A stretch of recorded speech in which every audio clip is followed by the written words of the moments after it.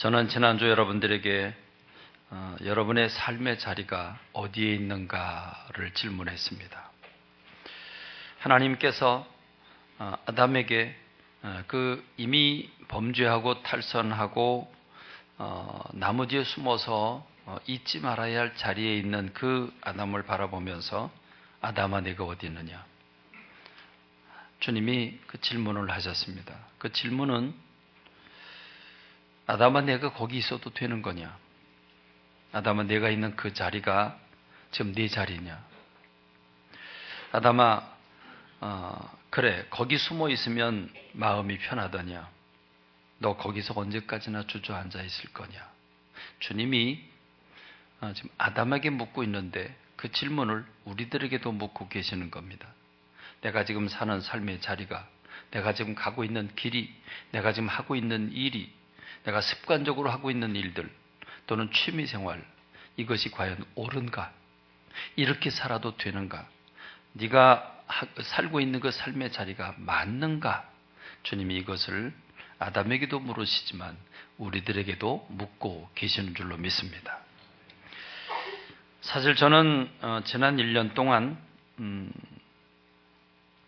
동일한 설교를 했습니다.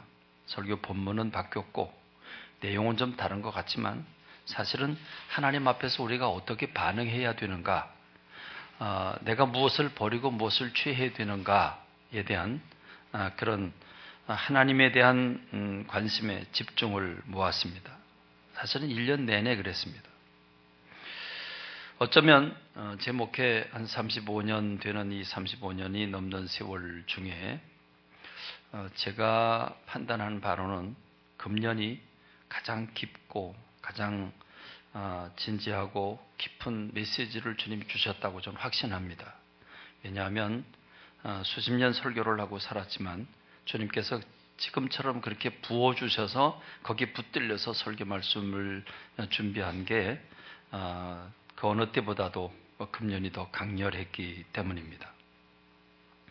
근데 오히려 반대로 결과는 설교의 은혜가 안 된다고 교회를 떠나간 분들도 있고, 또 설교 끝나고 설교 평가회가 열리기도 하고, 또 강단을 통해서 흘러내리는 말씀보다는 TV나 방송국 또는 교수들의 특강을 들으면서 거기에 더 내가 찾아가며 내 입맛에 맞는 말씀들을 찾아서 내 귀를 즐겁게 하는 그런 말씀에 더 집착을 하는 이런 경우들도 많이 보았습니다. 그러나 저는 단연코 제 영적 경험으로 고백을 한다면 금년에 하나님 베풀어 주신 은혜가 그 말씀들이 제가 하고 싶은 설교를 한 적이 없습니다.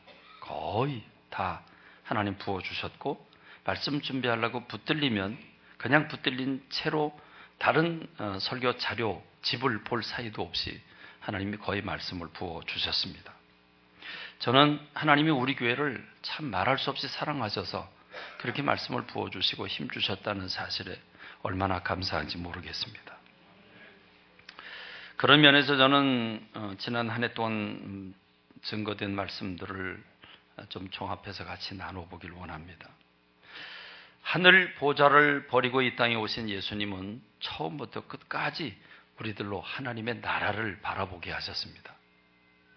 예수님은 초지일관, 처음부터 끝까지 오직 하나님의 나라였지 세상 나라가 아니었습니다.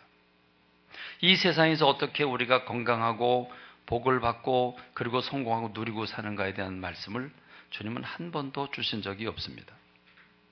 오히려 회개해라, 천국 하나님의 나라가 가까이 왔다고 선포하셨습니다.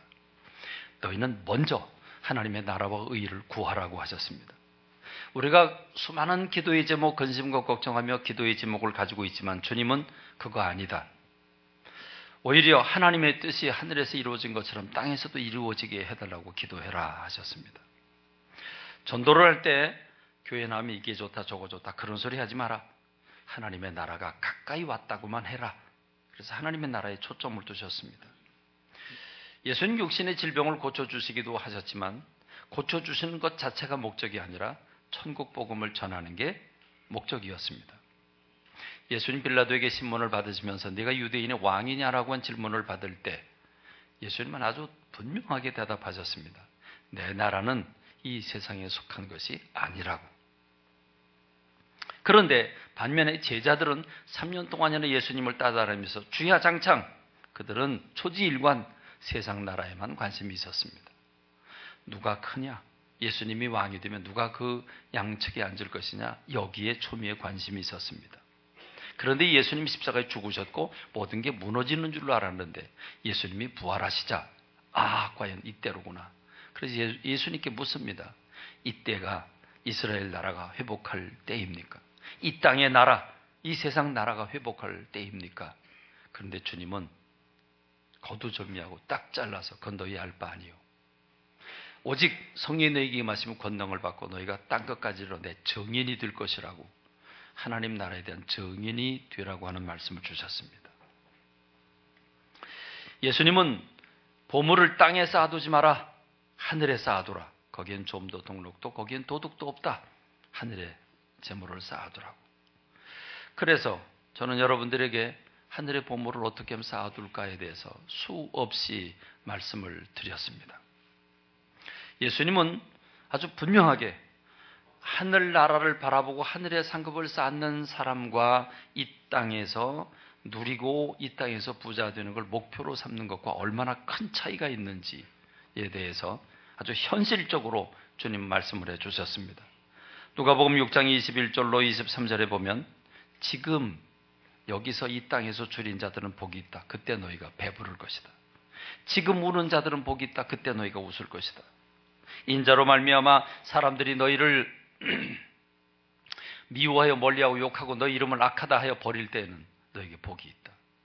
왜냐하면 그날에 기뻐하고 뛰놀라 하늘에서 너희 상이 클 것이라고 말씀해 주십니다. 그런데 오히려 이 땅에서 지금 누리고 있는 사람들을 향해서 주님 이렇게 말씀을 하십니다.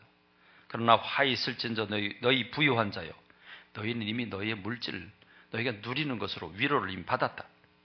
화 있을진저 지금 배부른 자여 너희는 앞으로 줄일 것이다. 화 있을진저 너희 지금 웃는 자여 그때 너희가 애통하며 울리로다 말씀을 하십니다.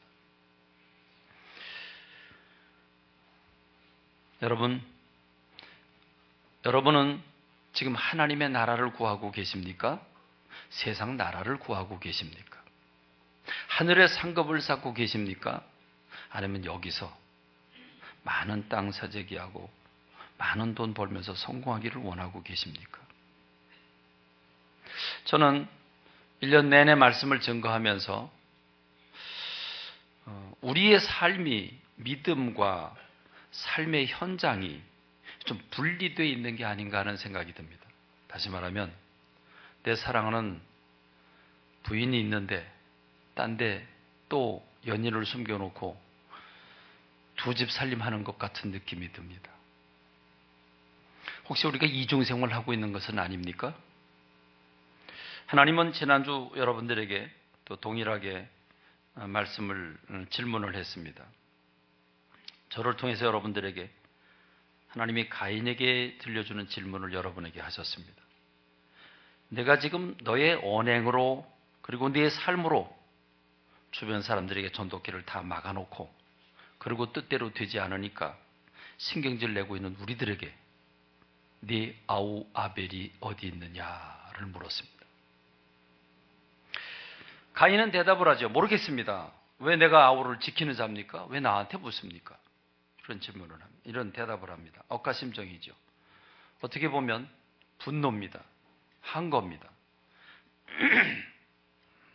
여러분 가만히 생각해 보면 내가 내 남편과 내 아내, 내 자녀들을 구원해야 함에도 불구하고 정말 내가 감동을 미치지 못하고 내가 할 일 하지 못하고 내가 엉터리로 살면서 사실 전도길 막아놓고 그게 안 되니까 하나님 앞에 모르겠다고 내가 왜 그 영혼을 책임져야 되냐고 그리고 한거하는 것 같은 그런 느낌이 듭니다. 주님은 가인에게 묻습니다. 가인아, 내가 네 아우를 돌보고 지키는 게 마땅치 않나? 그건 합당한 일 아니겠냐? 그렇습니다. 교우 여러분, 오늘 우리가 우리의 가족을 돌보고 지키는 게 합당치 않습니까? 일가 친척들을 구원하는 게 옳은 일 아닙니까? 나의 선후배 직장 동료, 매일 같이 보고 커피 마시고 같이 일하고 같이 몸담고 있는 그런 이웃 사람들을 구원해야 되는 게 우리가 해야 될 일, 마땅한 일 아닙니까? 주님 말씀하십니다. 내가 그 영혼을 너에게 맡겼다라고 말씀을 하십니다. 그러나 우리는 주님 말도 안 됩니다. 보십시오. 저 고집불통을 내가 어떻게 꺾습니까? 주님 보십시오. 저렇게 막무가내로 등지고 살아가는 걸 내가 어떻게 내 힘으로 저를 구원한단 말입니까? 저렇게 무관심하고 나무 막대기 같고 돌덩이 같은데 돌멩이 같은데 그 마음을 내가 어떻게 녹이란 말입니까? 너무하십니다. 난 못합니다. 여러분 우리가 이루고 있지는 않습니까? 저는 지난주 한 교우 이름을 놓고 고민에 빠졌습니다. 내가 이 교우를 더 이상 이제 내 마음에서 포기하고 내려놓아야 할 것인가, 붙잡아야 할 것인가 고민이 들었습니다. 저는 지금까지 목회를 한 이후 30년이 넘도록 한 번도 저를 신어서 떠난 사람이야 저는 명단에서 제거합니다. 떠났는데 뭐 제가 더 이상 관심 가질 필요 없죠. 그러나 싫어서 떠난 게 아니고 교회 안에 몸담고 있다가 그가 여러 가지 이유로 인해서 교회를 나오지 못하는, 다른 교회도 나가지 못하고 교회를 안 나가고 있는 그런 상태에 머물러 있는 사람은 10년 전, 15년 전, 20년 전 사람이라고 할지라도 그 이름을 제가 버리지 못합니다. 버리지 못했습니다. 저는 지금도 우리 장기 결석자 명단에 보면 이미 벌써 여러분들이 전혀 모르는 새카맣게 20년 전 사람 이름까지 다 있습니다. 근데 그거 우리 구역자님들 가끔 이제 그 좀 명단 좀 정리해야 되지 않을까요? 근데 전 정리할 수가 없습니다. 우리가 그걸 정리해버리면 그 사람 이름을 이렇게 이름이 올라 있으니까 이름이라도 보고 그를 위해서 기도도 하고 그를 자꾸 생각하고 어찌하면 될까 생각하지. 그 아예 빼버리면 그렇죠. 안 나오는 사람 빼버리면 편하지요. 하지만 그 이름 빼버리면 누가 그 사람을 돌볼까? 그것 때문에 단 한 번도 단 한 사람도 아니 심지어 이단에 끌려간 분도 제 마음속에 품고 있습니다. 그렇습니다. 그런데 저는 한 교우를 놓고 할 만한 사람이 전혀 비상식적인 행동을 하니까 내가 포기해야 되는가? 나도 지쳤다. 이런 생각을 하면서 하나님 앞에 기도를 올렸습니다. 하나님이 그 영혼을 저에게 맡기셨는데요. 이제 더 이상 못하겠어요. 하나님, 그 사람은 하나님이 직접 해주세요. 하나님께 다시 드립니다. 하나님이 해주세요. 제가 그러고 기도를 하고 나니까 한 가지 22년 전 사건이 하나 떠올랐습니다.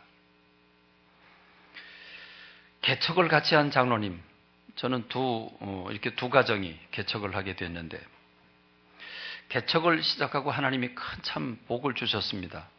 개척을 한 그 주부터 매주 한 가정 등록을 했는데 매주마다 그 등록하지 않은 가정이 없습니다. 주가 없습니다. 그래서 1년이 지난 다음에 평균 50명이 모였습니다. 두 가정으로 시작을 했지만 1년 지나서 평균 50명, 2년 지나서 평균 80명이 모이게 됐습니다. 사실 춘천과 같은 소도시에서 그렇게 부흥을 한다고 하는 것, 급부흥은 아니지만 부흥을 한다고 하는 게 결코 쉬운 일이 아닙니다. 그렇게 하나님 부어주셨습니다. 그런데 한 2년 지나고 나면서 제가 참 마음에 큰 아픔과 고통과 갈등이 생겼습니다. 장로님이 개척을 딱 시작을 했는데 내가 개척을 잘못 시작했나 하는 생각이 들었습니다. 그냥 그분 저에게 충고 7년 선배였고 그분은 저에게 목사님자도 안 붙였습니다. 박 목사 이렇게 불렀습니다. 그리고 그 부인이 사업을 하느라고 11조를 70만 원 드렸는데 저는 사례비를 45만 원 받았습니다. 그러니까 저는 그분의 종업원이었습니다. 그분 저를 채용한 것이죠. 그리고 친구에게 전화를 겁니다. 야, 너 우리 교회 나와라. 야, 개척했는데 금방 부흥될 줄 알았는데 야, 교회가 부흥이 잘 안 된다. 빨리 와라. 갈등이 생기기 시작을 합니다.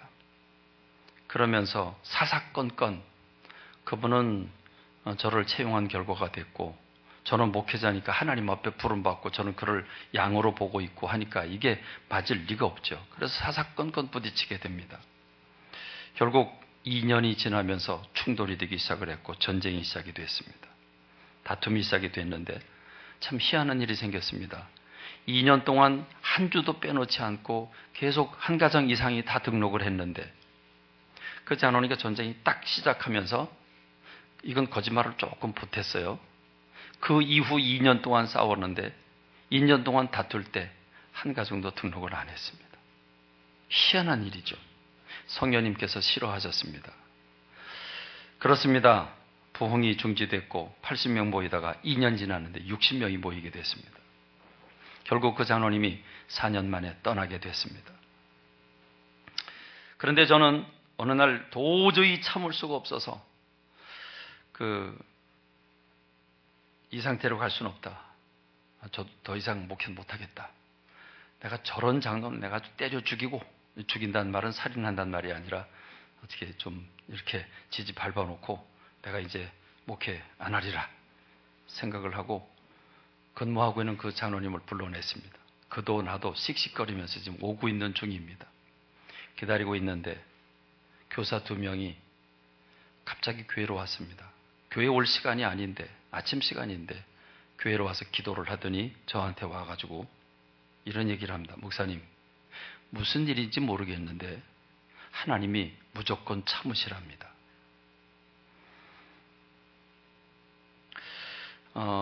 그 2분은 이런 상황을 전혀 몰랐습니다. 근데 직장에서 근무를 하고 있는데 갑자기 기도하고 싶은 마음이 생겨서 그 2분이 그냥 무작정 교회로 온 겁니다. 그리고 성령님께서 감동시켜 주셔서, 그럼 분명히 주님의 음성 아닙니까? 그래서 어떻게 하겠습니까? 제가 예비군 훈련장 뒤에 가서 아주 지지 밟아 놓으려고 했는데 참고로 제가 그때 이 주먹으로 누구를 한 번이라도 때린 적이 없습니다. 맞은 적은 많습니다. 그런 사람이 그분은 때릴 수 있을 것 같았어요. 그만큼 제게 속에서 우러나는 분노가 많았기 때문입니다. 그래서 어떻게 합니까? 하나님이 무조건 참으라는데 그 명령까지 거역할 수는 없죠. 그래서 제가 예비군 훈련장까지 갔습니다. 가놓고 어떻게 합니까? 또 다독거려야지. 그래서 좋은 말로, 부드러운 말로 또 다독거리고 새 힘내자고 했습니다. 그리고 그분이 만 4년 만에 교회를 떠났죠. 그리고 떠나자마자 그는 직장 사표를 내고 퇴직금을 부인 사업에 쏟아 부었습니다. 그리고 떠난 지 6개월 만에 사업에 부도가 나서 20억 부도를 내고 가족이 해체되고 야반도주를 하고 20년 동안 잠적했다가 20년 후에 나타나서 저하고 만나서 회복을 하는 일이 있었습니다. 그런데 정작 말씀드리려고 하는 것은 그 장로님이 떠난 후에 어느 날 기도를 하는데 너무나 뚜렷하게 주님이 이렇게 말씀을 하셨습니다. 그 장로, 누구에게 보내도 안 되는 사람인데 내가 너한테 보내서 네 사랑으로 그를 흐물흐물 녹이기를 원했다. 그래서 내가 그를 너에게 보냈다. 제가 그 얘기를 듣는데요, 제가 무너졌습니다. 저는 그때까지 무슨 생각을 했냐면, 어떻게 장로가 저럴 수 있을까? 저게 진짜 장로 맞을까? 저 구원은 받았을까? 어떻게 장로가 저럴 수 있을까? 이런 생각을 했습니다. 하나님이 저를 제 사랑으로 그를 녹이라고 하는 생각은 전혀 못했고, 그러니까 그를 품지 못했고, 그가 하는 행동을 보며 사사건건 나는 마음에 안 들었고, 저는 그를 사랑하지 않았습니다. 그리고 오히려 미웠습니다. 증오하고 분노가 일어나고 정죄가 됐습니다. 그리고 마침내 내가 때려 죽이리라. 내가 누구 한 번 때려준 적도 없고 싸워본 적도 없지만 아주 저 장로 내가 지지 밟고 나 목회 안 한다. 이렇게 생각을 했는데 하나님 막으셔서 오늘까지 유지되게 됐습니다. 여러분, 이게 바로 가인입니다. 이게 바로 가인입니다. 다른 사람이 가인이 아닙니다. 자기가 돌봐야 하고 사랑하고 베풀어야 할 가인이 오히려 동생을 돌로 쳐 죽입니다. 하나님이 그 사람들을 우리에게 맡겼습니다. 네 아우 아벨이 어딨냐? 내 남편이고 내 아내고 내 아이들이고 내 친척들이고 내 주변의 선후배, 직장 동료, 그들은 내 원수가 아닙니다. 근데 여러분, 그들을 전도해야 되는데 전도해야 되는 것보다는 미운 게 더 보이죠.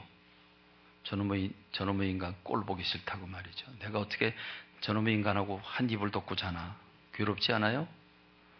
내가 직장생활 언제까지나 해야 되나. 내가 저놈의 인간 때문에 빨리 사표내야지. 내가 이러다가 내가 말라 죽겠다. 여러분 그러지 않나요? 여러분, 오늘 우리의 문제입니다. 사랑이 부족하고 품으려고 하지 않고 대적하려고만 하는 게 오늘 우리의 문제입니다. 그러므로 여러분, 그분이 잘못해서 그분 때문에 그는 하나님의 심판을 받을 겁니다. 그러나 하나님이 그 핏값을 저에게서 찾겠다는 거 맞지 않습니까? 저에게 맡겨주셨으니 말입니다.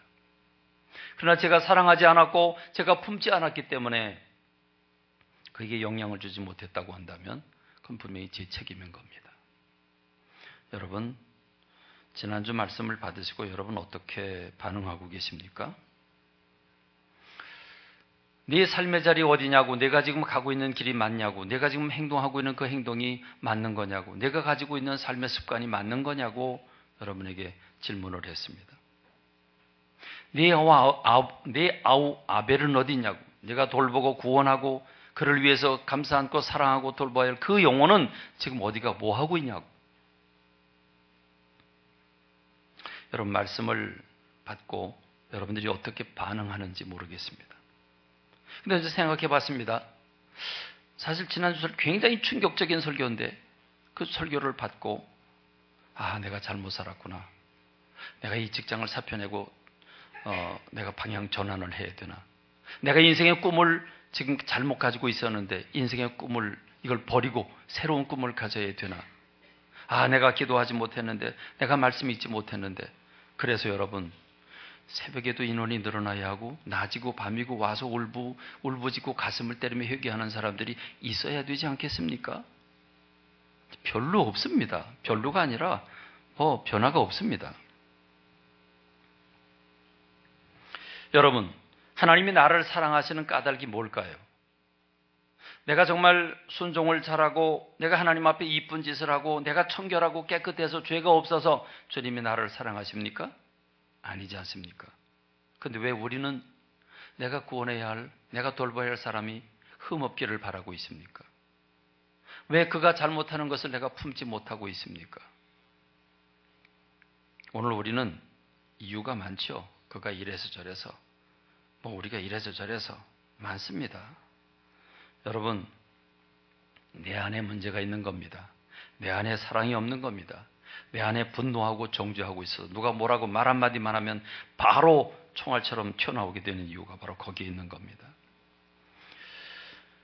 여러분은 하나님의 맡기신 것을 얼마나 남기셨습니까?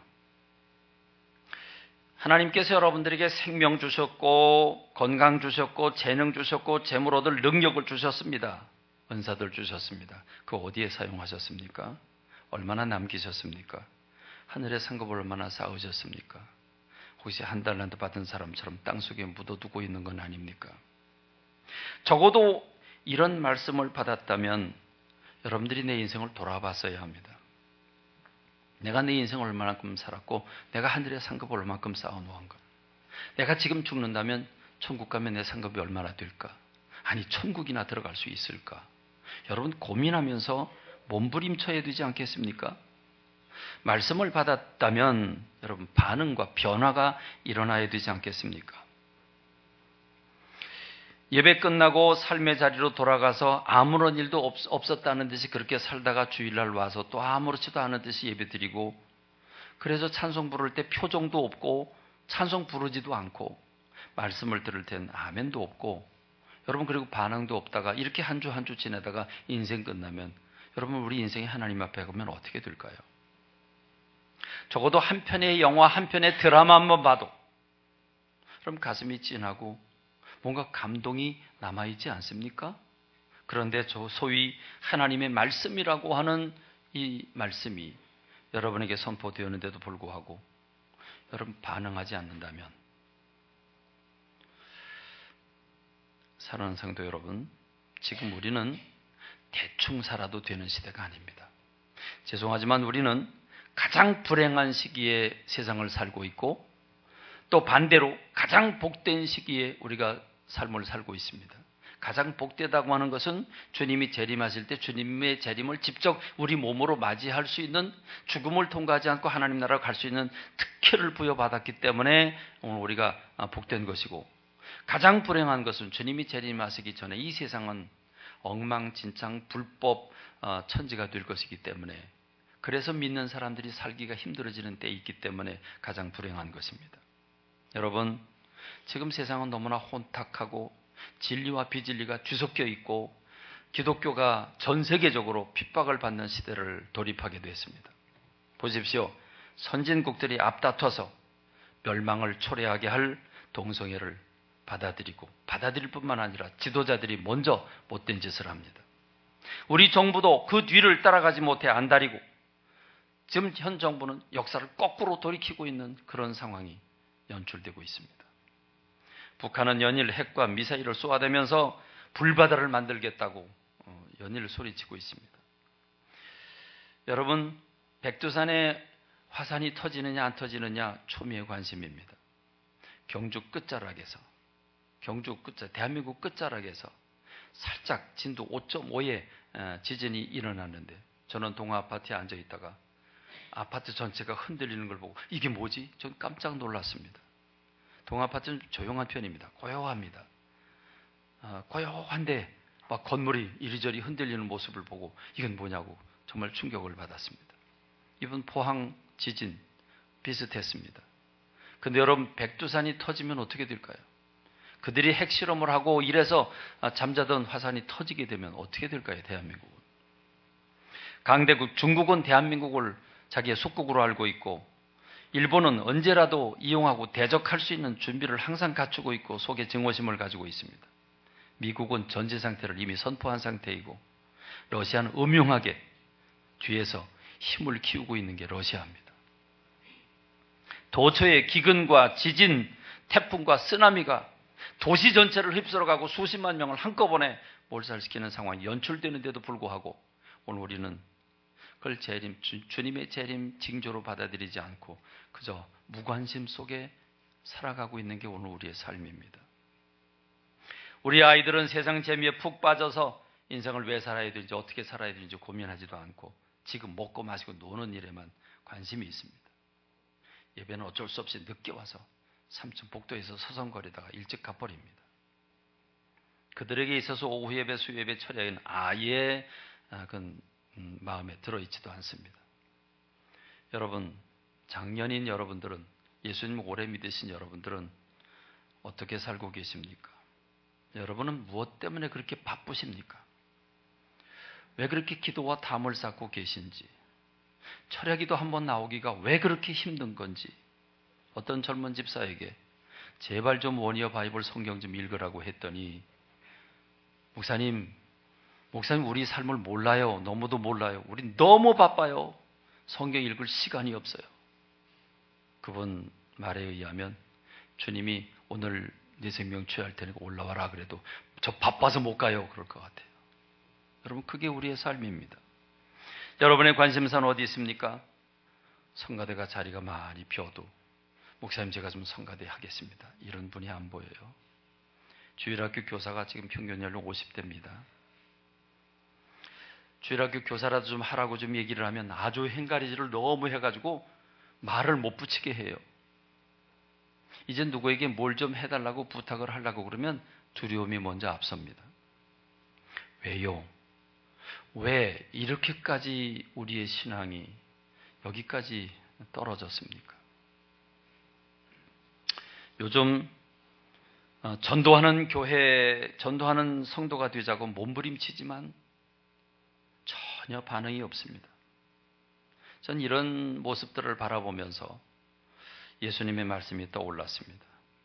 예수님이 유대인들을 향해서 그렇게 회개를 촉구하고 그들에게 변화를 요청했지만 요지부동인 그들을 향해서 주님은 내가 이 세대를 무엇으로 비유를 해야 될까?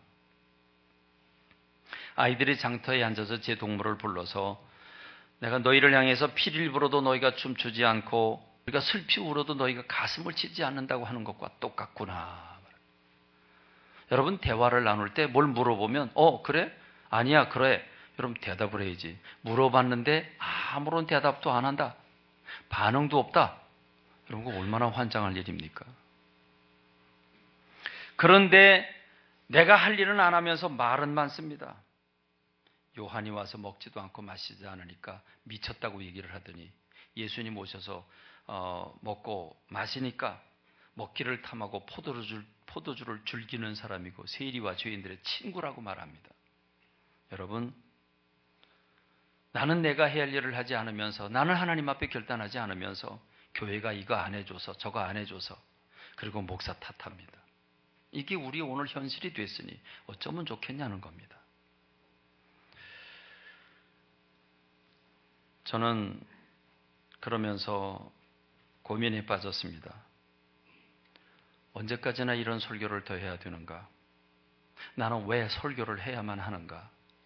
설교자로 부름을 받았으니까 해야 되는가?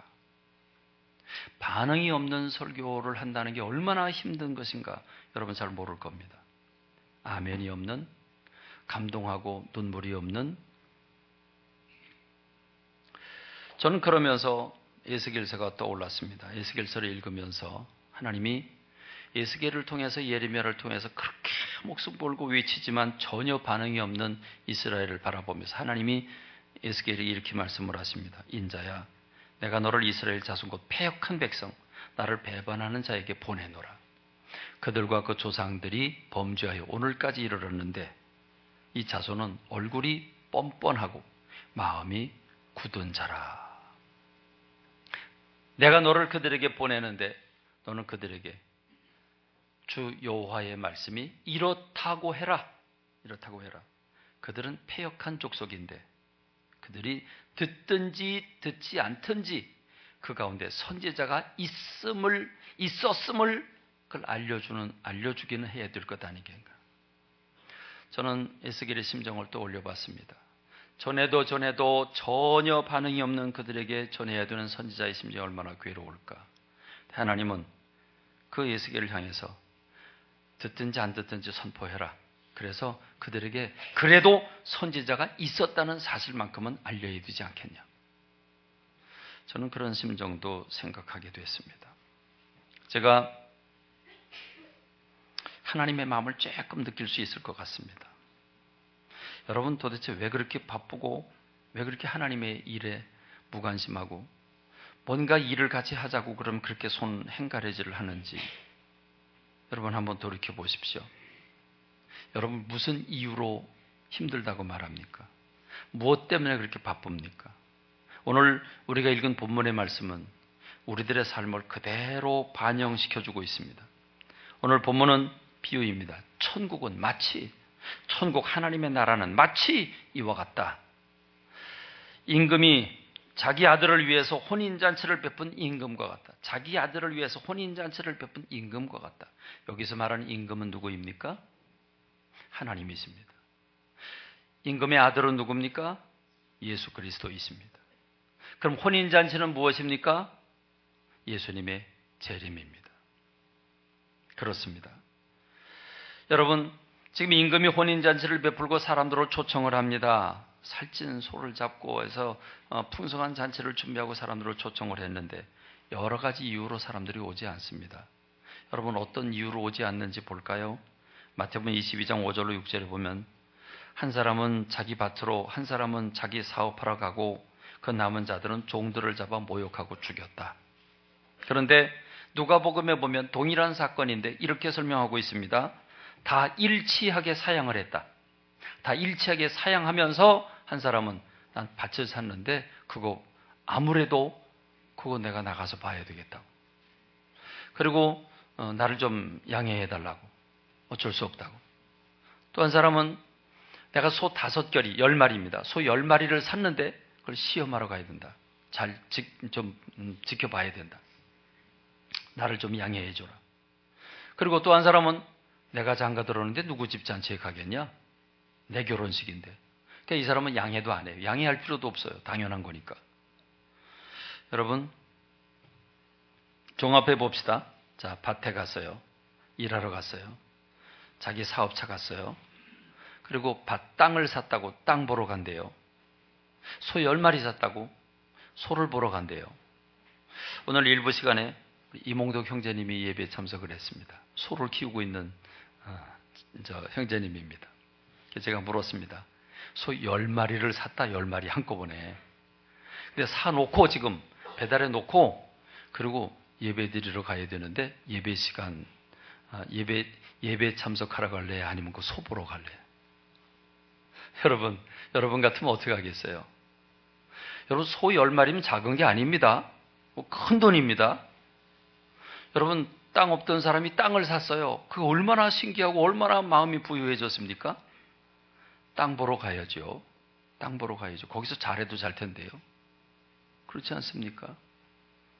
다 이유가 있어요. 다 이유가 있어요. 그래서 밭에 간다고, 자기 사업한다고, 땅 샀다고, 소 샀다고, 장가 든다고. 여러분, 이 5가지는요, 사실은 핑계입니다. 왜 핑계인 줄 아십니까? 마태복음 22장 3절에 보니까 그들이 청함을 받았는데 오기 싫어하거늘 그랬습니다. 오기 싫어하거늘. 오기 싫었어요. 가기 싫었어요.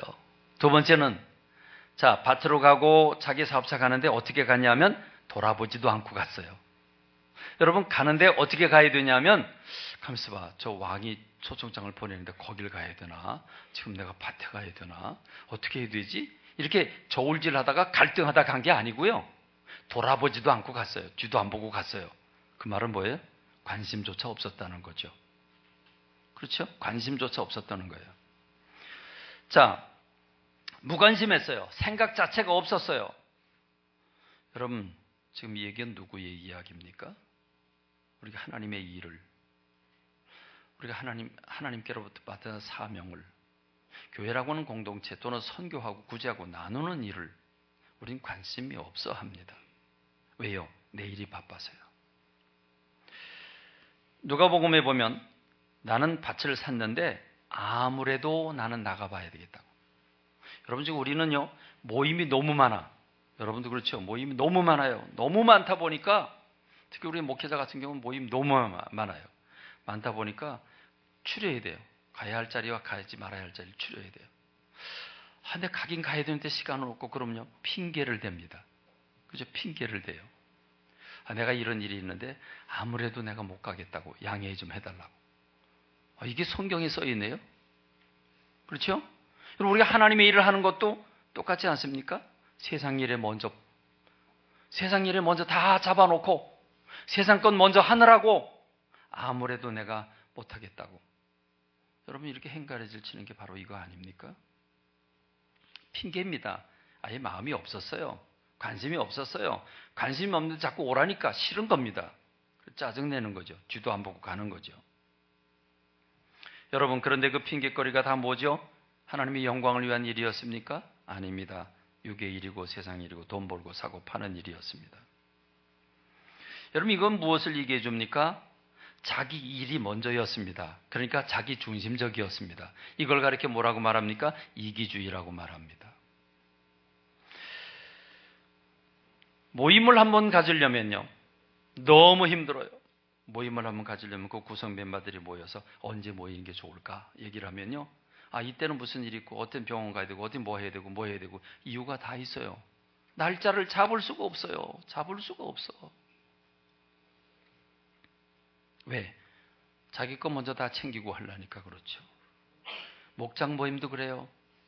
목장 모임이요, 제가 오늘 거 살펴봤어요. 살펴보니까 35 목장 가운데 13 목장 예배 안 드렸어요. 못 드렸겠죠. 근데 여러분, 왜 못 드렸죠? 모이려고 하니까 난 어디 가야 되고 뭐 해야 되고 이거 해야 되고 저거 해야 되고 다 이유가 있어요. 이유가 없는 사람 있나요? 여기 지금 5개 이유가 있잖아요. 밭에 가고 자기 사업사 가고 이래 가고 저래 가고 다 이유가 있잖아요. 근데 여러분, 사놓은 땅이 어디 갑니까? 나중에 가서 봐도 돼요. 이미 소 샀어요. 이미 내 거가 됐어요. 그럼 천천히 가서 돌봐도 돼요. 그렇지 않습니까? 여러분, 이건 무엇입니까? 자기 거 먼저 챙겨놓고 자기 중심적이고 이기주의로 먼저 자기 걸 챙기니까 하나님의 일, 하나님을 위해서 시간을 뺄 수가 없는 겁니다. 그러니 여러분, 하나님의 일, 교회, 학교, 교사, 여러분 성가대, 여러분 이거 하겠어요? 이거 한다 소리 못하죠. 그러나 여러분, 사장님이 부르면 하나님보다 더 무서우니까 달려가지요. 내 사정이 먼저고 내 할 일이 먼저입니다. 하나님의 일은 뒷전이고 교회 일은 뒷전입니다. 여러분, 그러다 보니까 일하는 사람만 일을 하고 이중삼중으로 일을 하고 일하는 사람은 지치고 나가 떨어지고, 그리고 거의 대부분은 다 자기 일에 매여서 자기 거 먼저 하고 예배드린 일마저도 우선순위에서 뒤로 밀리게 되는 게 오늘 우리의 현실이라면, 여러분 이게 진정 우리가 하나님의 사람이라고 말할 수 있을까요? 예수님은 주야장창 초지일관 하늘나라를 보게 하셨습니다. 하늘의 상급을 쌓게 하셨습니다. 그런데 우리는 관심이 없어요. 우리 교육자님들이 결석 성도들에게 전화를 겁니다. 그러면 전화를 몇 번 걸면 나중에는 귀찮아하고요, 전화도 걸지 말라고 그래요. 전화 받지도 않아요. 여러분, 지금 오늘 본문에 나온 얘기하고 똑같습니다. 우리는 지금 세상 것에 팔리고 매여서 하나님의 나라를 보지 못합니다. 하나님의 일을 보지 못합니다. 영적인 일을 아예 감히 생각을 못합니다. 여러분, 예수님을 따르겠다고, 예수님을 스승으로 모시게 된 제자가 되겠다고 하는 사람들, 주님이 뭐라고 말씀하셨습니까? 누가복음 5장 9장 57절 58절에 보니까 길 갈 때 어떤 사람이, 주님 제가 주님을 따르겠습니다. 그런데요, 저 같으면 어우 고맙다, 어서 와라, 일하자, 내일 배반하고 갈망정 저는 환영할 겁니다. 그런데 예수님은 환영을 안 하고요, 이상한 말씀을 하셨어요. 여우도 굴이 있고 새들도 집이 있는데 인자는 머리 둘 곳조차 없다. 또 한 사람이 와서 따르겠다고 말하니까, 따르라고 말하니까 먼저 가서 내 아버지를 장사하고 오겠습니다. 그때 주님이 죽은 자들은 죽은 자들에게 맡겨두고 너 날 따르라고 그럽니다. 또 내가 주님을 따르겠습니다. 그렇습니다만은 먼저 내 가족에게 인사하고 오겠습니다. 작별 인사하고 오겠습니다. 근데 주님은요, 매몰차게 이렇게 얘기하십니다. 손에 쟁기를 잡고 뒤를 돌아보는 자는 하나님 나라에 합당하지 않다 그러십니다. 이게 도대체 예수님은요, 피도 눈물도 없는 것 같아요. 경우도 없고 도리도 없는 것 같아요. 여러분 생각해 보십시다. 여우도 굴이 있고 새들도 보금자리가 있다, 집이 있다. 이 말은 뭐죠? 오늘 우리가 다 뭐에 매여서 살고 있어요? 의식주에 매여 살고 있어요. 너희가 나를 따른다고 하면서 의식주에 매여 있으려면 내 제자가 될 자격이 없다는 얘기입니다. 인자는 머리 둘 곳조차 없다. 그 말은 의식주에 매여서 핑계대고 따르겠다고 하지 말라는 얘기죠. 여러분, 아버지를 장사 지낸다. 인륜입니다. 도리입니다. 근데 여러분, 엄밀하게 따지면 인륜보다 더 높은 건 천륜입니다. 우리는 인간의 도리를 행하느라고 하나님과의 관계, 하나님 천륜은 무시해버리고 마는 게 우리들입니다. 가족과 작별한다. 인사 당연히 해야죠. 작별 인사도 안 하고 주님이 일합니까? 해야죠. 여러분, 그러나 정과 감정, 따뜻한 마음, 인간관계, 그러나 인간관계보다 더 소중한 게 있다면 하나님과의 관계인 줄로 믿습니다. 근데 우리는 사람과의 관계를 먼저 챙기고 인륜을 먼저 챙기고 의식주를 먼저 챙기다 보니까 이게 우선이고 이게 법이라 하나님의 일은 뒷전으로 밀리게 되는 게, 이게 오늘 우리 현실이라고 하는 겁니다. 여러분, 왕이 오고 있습니다. 왕이 오고 있습니다. 문 앞에 이르렀습니다. 왕은 누구입니까? 하나님이십니다. 왕의 아들은 누굽니까? 예수 그리스도이십니다. 왕의 아들의 혼인잔치는 무엇입니까? 예수님의 재림입니다. 왕의 군대가 몰려온다고 그랬습니다. 왕의 군대는 무엇입니까? 하나님의 심판입니다. 마태복음 22장 7절, 임금이 노하여 군대를 보내어 그 살인한 자들을 진멸하고 그 동네를 불사르고. 그렇습니다. 유대인들이 복음을 거절했고 결국은 유대인들이 로마 군대에 의해서 멸망을 당했고 다 흩어져 버리고 말았습니다. 그런데 여러분, 이 얘기는 여기서 끝나지 않습니다. 13절 말씀을 보면 손발을 묶고 바깥 어두운 데 내어 던지라. 거기서 슬피며 이를 갈미 있으리라. 여러분, 이 얘기는 우리들에게까지 연장되는 겁니다. 오늘 우리가 세상 것에 매여서 하나님 나라에 등지고 있으면 여러분, 주님이 13절과 같은 말씀을 주실 수 있다는 겁니다. 왕이 오고 있습니다. 왕 중에 왕, 심판주이신 왕이 가까이 오고 계십니다. 우리가 회개해야 할 때입니다. 회개해야 합니다. 회개는 변화가 따라야 합니다. 응답이 따라야 합니다. 전 여러분들에게 청지기 신청서를 나눠드릴 겁니다. 매년마다 하는 일이 아닙니다. 이제 여러분들이 반응하길 바랍니다. 여러분 보십시오. 성가대 일꾼이 필요한 거 보이시죠? 주일학교 교사, 다음 세대 말은 하면서 교사를 하지 않는다면 누가 그 일을 감당하겠습니까? 어떻게 다음 세대가 일어나겠습니까? 선교비 보내지 않으면 선교사가 어떻게 감당하겠습니까? 목욕봉사 안 하면 여러분 그분들 얼마나 힘들어하고 어려워하겠습니까? 저는 여러분들에게 영적으로 반응하길 원합니다. 말씀을 듣고 여러분 자신을 속이는 자가 되지 말고 자기 중심 이기주의에서 벗어나 하나님의 중심, 하나님의 나라와 일을 먼저 구하는 여러분들이 되길 간절히 소원합니다. 그래서 하늘의 상급을 쌓는 지혜로운 성도들이 되시길 주님의 이름으로 축원합니다.